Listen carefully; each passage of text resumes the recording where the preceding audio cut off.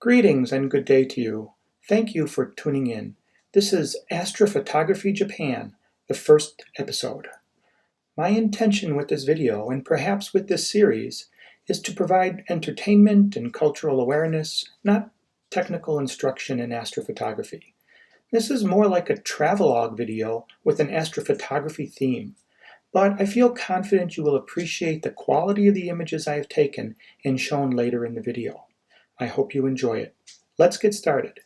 This first video is about a trip using local public transportation to the Pacific coastal region of Japan for some deep sky astrophotography. Now, I am sure everyone is familiar with the overall geography of Japan, being 4 major islands. But Yokohama, the city where I live, is a neighboring city to Tokyo and Kawasaki, and all three make up one gigantic metropolitan area of over 20 million people within those city limits alone. From Yokohama Station on this Google Map rendition, you will see that our final destination is across Tokyo Bay to the Chiba Peninsula on the eastern shores of Japan. The location is called Ubara, which is a small coastal town with some undeveloped public lands atop of the coastal cliffs overlooking the ocean. The viewing site is called Ubara Utopia, and it has lots of hiking trails and beautiful natural scenery. Of course, one of the major incentives to visit this location is its remoteness away from the light pollution of the Tokyo metropolitan area. I live about here in Yokohama, which has skies rated around Bortle Class 7, so heading out to Chiba promises to be much darker with Bortle Class 4 skies in the region. But not just that. With no obstructions to the east and south, and nothing but thousands of miles of vast ocean, the horizon on those directions are about as dark as they can ever be. From Yokohama, where I live, it is only about 45 miles away as the crow flies. But of course, this is deceiving since there is no direct way to get there, even if you drive and use the massive tunnel underneath Tokyo Bay. This map roughly shows the train route that I will travel to circumvent Tokyo Bay and reach the destination at Ubara. The entire trip from my home takes about 3.5 hours one way, costing about 2,500 yen. From my home, the local subway is only a 10-minute walk where I will begin my journey. I changed trains several times, once at Musashi Kosugi Station shown here. At this station, the Japan Bullet Train, or Shinkansen, runs on parallel tracks. Unfortunately, there is no Shinkansen going toward my destination. After coming out on the other side of Tokyo, in the distance we can see the Tokyo Skytree Tower, completed in 2012 at a height of 634 meters, or about 2,080 feet. It was the tallest building in the world at that time, but probably does not even rank in the top 10 now. I again changed trains twice to this local East Coast branch of the Sotobo line. It is a tiny train that runs through the countryside, stopping in small towns, and eventually Ubara. On a weekday afternoon, it turns out that I am the only passenger in this particular car.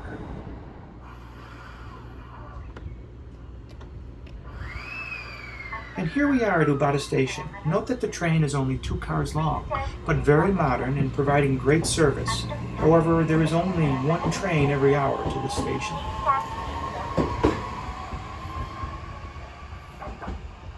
From the station, it is a short walk to the Seaside Hotel, but with 25 kilograms of equipment, it takes me almost 15 minutes with that heavy load. The Yotsuba Bungalow seen here is an old establishment catering primarily to surfers. It is run by a wonderful old lady with help from her son. Much of the buildings are in disrepair. To the left here is the shared bath facility, which is old but spacious and clean. And the larger 2 buildings up ahead are the main hotel rooms. Further up the hill in the back are several bungalow huts for rent as well. At 4,000 yen per night, the hotel is a great value and extremely convenient.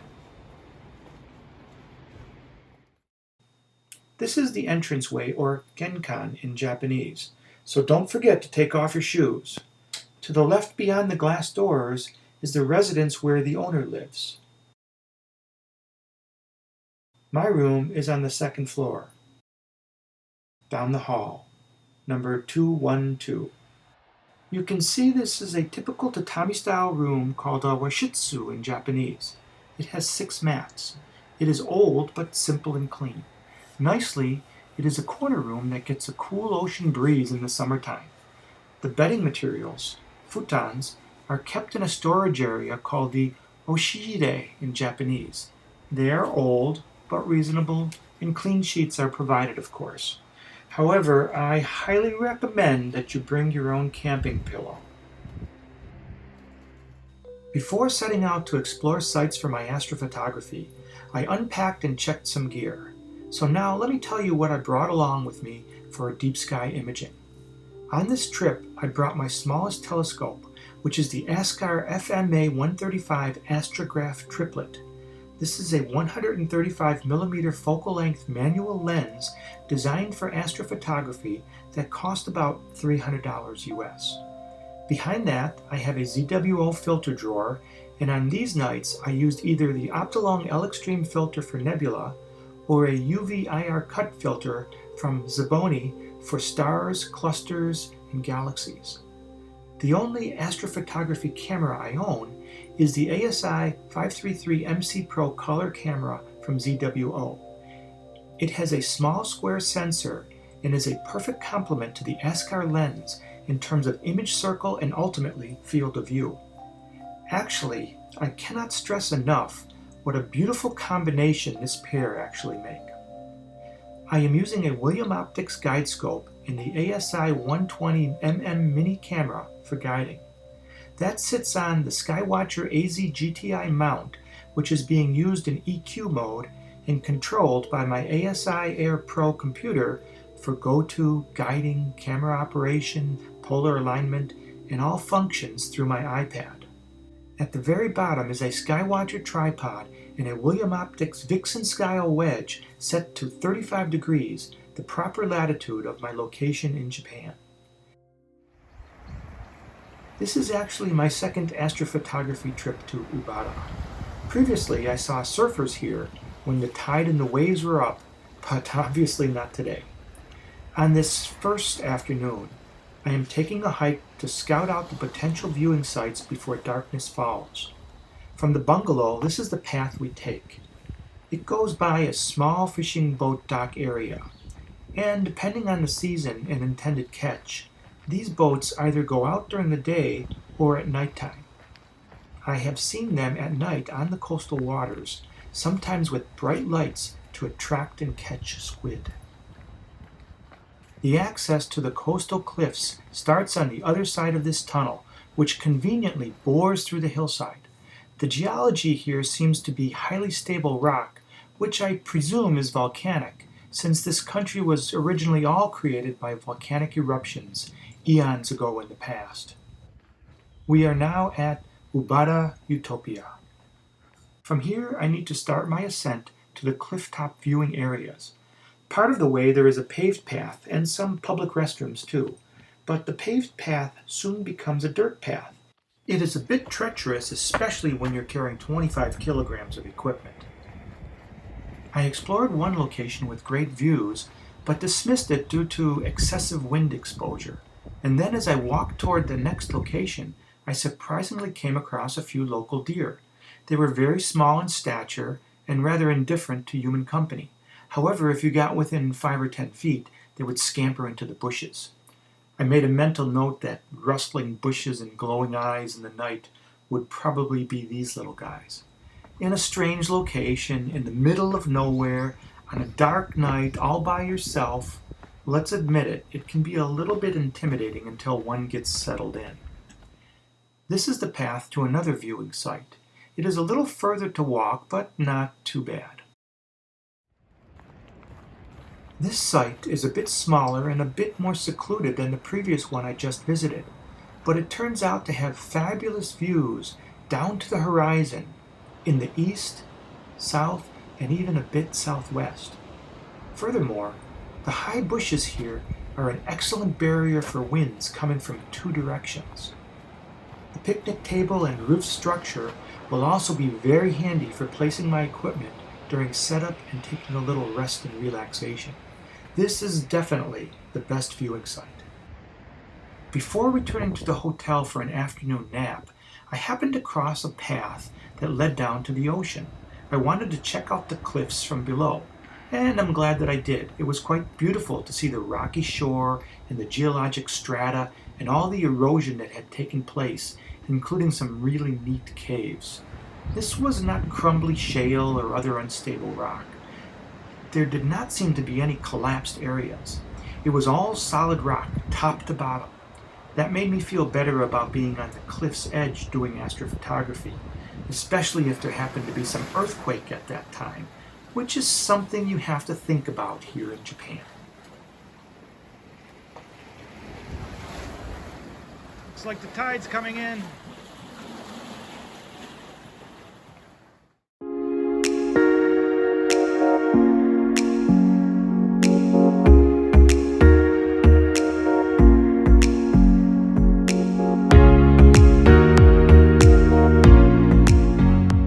Well, unfortunately, after a beautiful sunny day, the night started off cloudy. It was spotty, but the clouds were constant enough that it was going to be a major problem. Furthermore, the moon was still rather high in the sky and at 39% until about midnight. It was not looking good. However, when the stars did peek through, it was beautiful, and I took a few photos with my iPhone. At that time, I noticed the only place that seemed to be constantly clear was over the ocean, up to about 20 or 30 degrees of altitude from the horizon. I'm assuming that this was due to some weather phenomena related to the land-sea interface.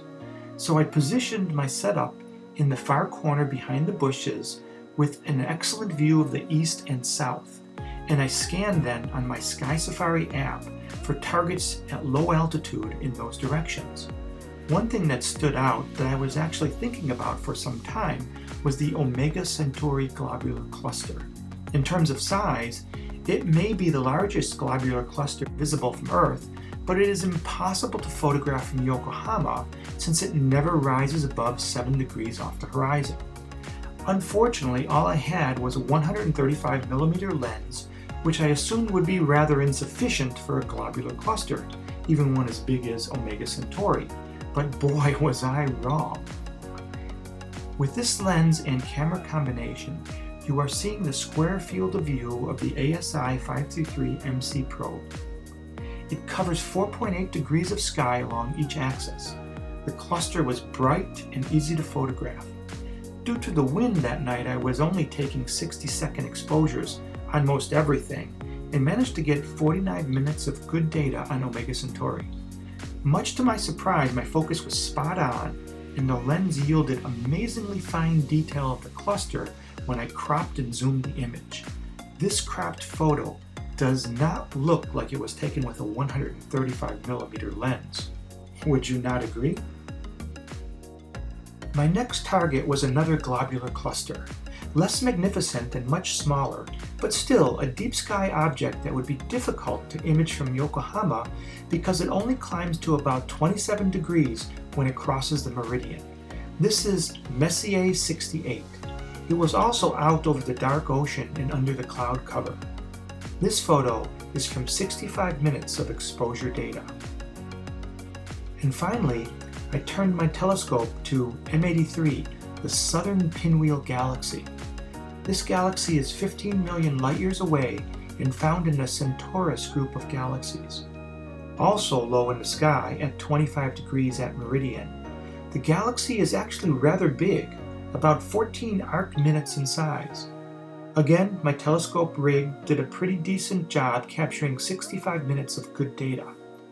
The image does not have a lot of fine detail, but one can definitely see the intermediate barred spiral structure. I am pretty happy with this image considering it was taken with only a 135mm astrograph lens. I must say, despite the clouds, I think this was a pretty reasonable first night. I am pleased with the images I got, especially Omega Centauri. But I'll have to try again tomorrow night for the nebula photography. In the daytime from the viewing area, you can see this structure out in the ocean. It is called the Katsuura Submarine Observation Tower. It looked like an interesting marine park to visit.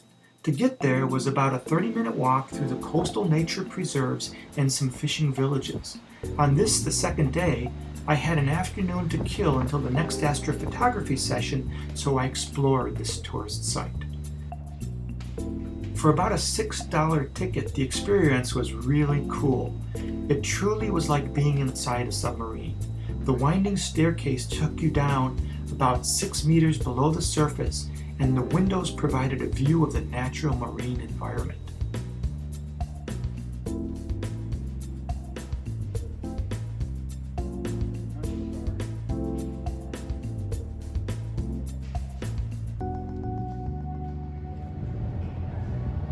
These fish are swimming all around a small fish food cage that was lowered into the water from the surface.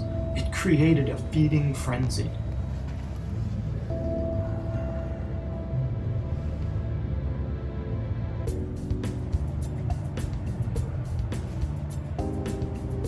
This little guy seemed as inquisitive about me as I was about him. It was funny to see how many fish came to the windows to have a peek inside. And this final view gives you a little perception of how deep we really were, about 25 feet down.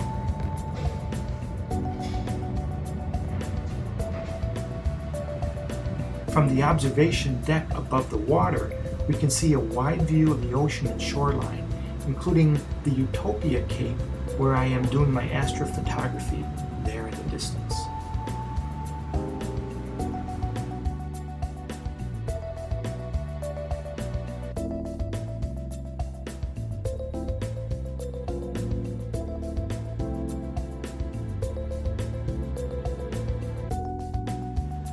The second night I again arrived a bit early to set up before dark. The forecast in the sky was looking better for this evening, and since my targets were not to the south, I set up my scope in a slightly different location, and of course next to the bushes again to block the winds. But to be honest, the rig was so compact, wind did not really seem to affect it much at all. This time the night started off perfectly clear. The stars were beautiful and bright, and so plentiful compared to the Yokohama skies. Unfortunately, the moon was going to be up until almost 1 a.m., but my targets were in the east, and the moon was already in the west. I could even catch a glimpse of the Milky Way as it was rising in the east. And surprisingly, it could be photographed with my iPhone camera. My first target for the evening was something I always wanted to image, but I knew it would be impossible under the Bortle 7 skies of Yokohama. That is the Rho Orphiuchi nebula region around Antares. This night, I could take 3-minute exposures and got over 2 hours of good data. Again, my field of view is 4.8 degrees of sky, which is about perfect for imaging this target. The photograph shown here is displaying the unadjusted natural colors of the region. Of course, in processing, I separated the nebula using StarNet 2.0 and then dramatically stretched the RGB colors to enhance the intensity, but I did not adjust the color hue in any way. I think it looks quite natural, and a denoise AI program helped a lot to smooth out the pixelation and reveal some good texture and borders of the dust regions. In the next photo, I took some liberties to adjust the colors and make it resemble photos I have seen others publish, providing a little bit more blue spectrum color. I wonder which photo do you like better? Moving on to my next deep sky object, I went after the Lagoon and Trifid Nebula, also a wide field target. This is probably the single most amazing astrophotograph I have ever taken so far. I am blown away by the detail in this image, which is only a 45-minute exposure. Wow, the power of dark skies. You can see subtle nebula, dark dust lanes, and all kinds of structure and color in this Milky Way region. The Lagoon Nebula is about 4,100 light-years distant, and the Trifid Nebula about 5,200 light-years. At the bottom of this photograph is a very bright blue main sequence star named 4 Sagittarius. It is a magnitude 4.7 and is about 415 light-years away, shining 274 times brighter than our Sun. I like the way this photograph actually picked up that true color. You can also see some bluish reflection nebulosity on the edge of the Trifid Nebula to the bottom right. And finally, the very bright star-forming region in the center of the Lagoon Nebula appears a little bit yellowish, giving this photograph some great color character. At this point, it was getting toward the morning twilight, and I knew that I had less than an hour of darkness left. So I decided to briefly jump to one more target just for fun. I knew another great wide-field target was to capture both the Omega and Eagle Nebula in one field of view. This photo was made from only 5 frames of 2 minutes each. Although I would not include this image in my portfolio due to the minimal amount of data, you have to admit that it is quite a fine image for only 10 minutes of data.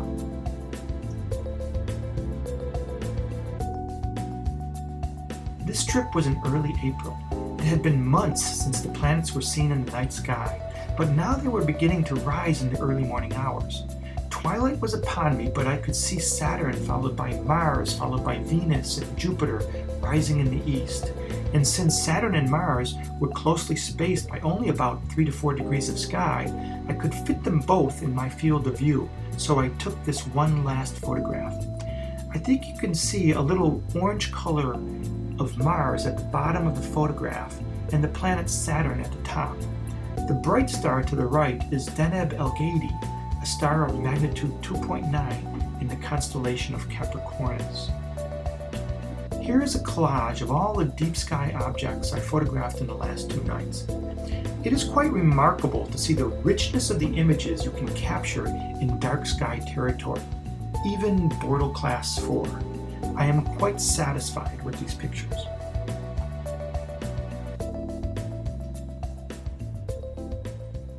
Well, that was it. The sun was rising and it was time to pack up.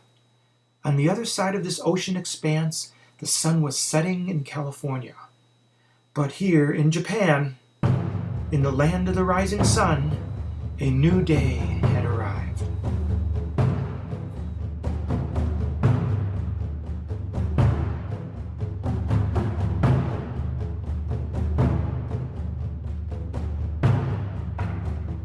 From this video production and title, you now know I live in Asia.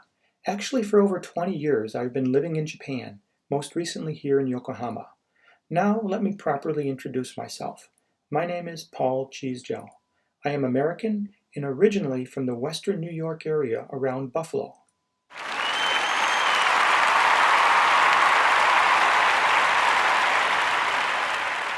Like many newcomers to astrophotography, I began my hobby during the COVID pandemic.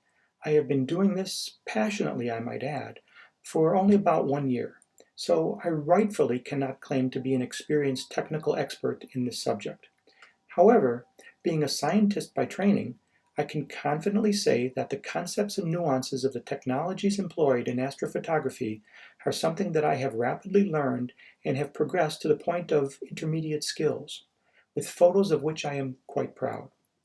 But compared to technical gurus, such as Queeve the Lazy Geek, for example, who is also here in the Tokyo area, I am unworthy. Now I have to admit the technological richness of this hobby, the telescopes and other devices, is highly appealing to me. I have been a science nerd my whole life. My career is biotechnology.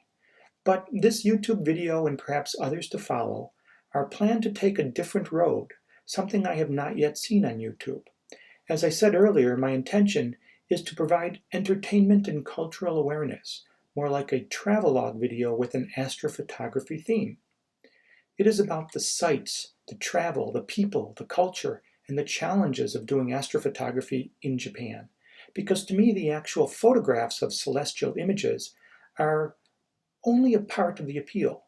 The pursuit of those images, the adventure, is also the attraction. My hobbyist moniker is JP Astro Guy, which is short for Japan Astro Guy, of course. I am not a professional photographer or professional YouTuber. I leverage fairly low-cost equipment, freeware, and piece together this video with just iPhone footage, PowerPoint, iMovie software, and the like. You saw that my equipment is budget-conscious and portable. That is because I have a tiny backyard with limited views of the sky, so very frequently I need to transport my equipment to the local park or someplace with wide open views of the heavens. Hence, portability is a requirement. However, I have a few other larger refractor telescopes with focal lengths of 360 millimeters and 560 millimeters. When or if there are future videos, I am sure to employ them as well. So thank you for watching my first Astrophotography Japan adventure. I am looking forward to your feedback. If the interest in this video concept and format is favorable, I'll probably invest in a real DSLR camera to improve the visual quality. Sorry about that. So be sure to let me know with comments, or thumbs up or down as you wish. I hope you have good weather and clear skies. My name is Paul Cheesegel, and I am an astrophotographer.